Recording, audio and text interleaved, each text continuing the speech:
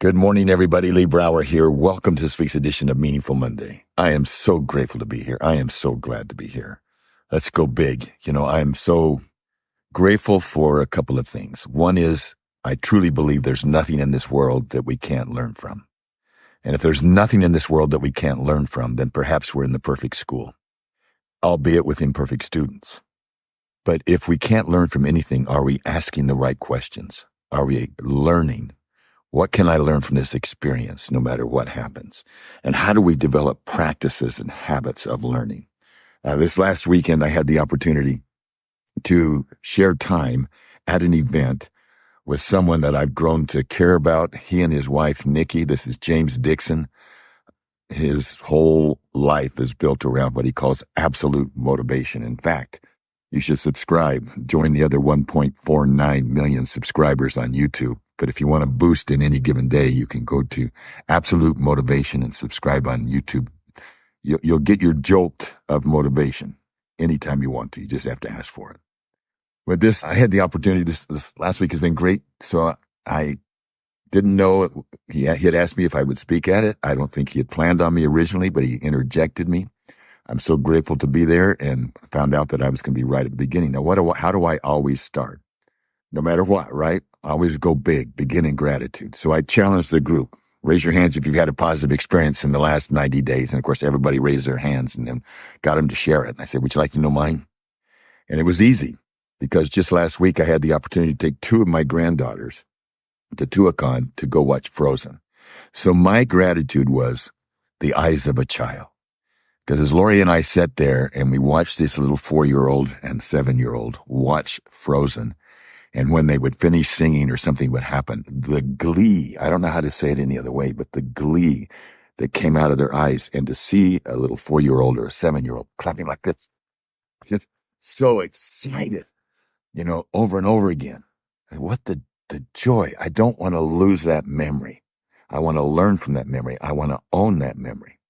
So in the moment, because I haven't done it yet, it dawned on me because it was such a recent event that the opportunity to capture that and have that just between me and those two girls, the 4-year-old that went crazy, but the 7-year-old that was going crazy, but I started with saying we should name that a clapping frozen moment.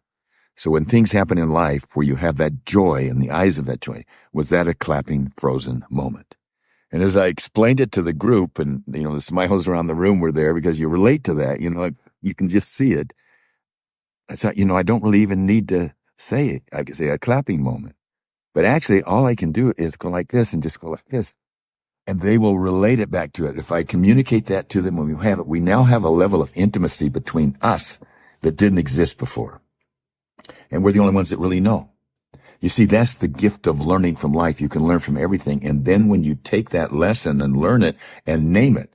So the clapping frozen moment is any time that your eyes light up and you smart when you're filled with joy. And we can have future clapping frozen moments.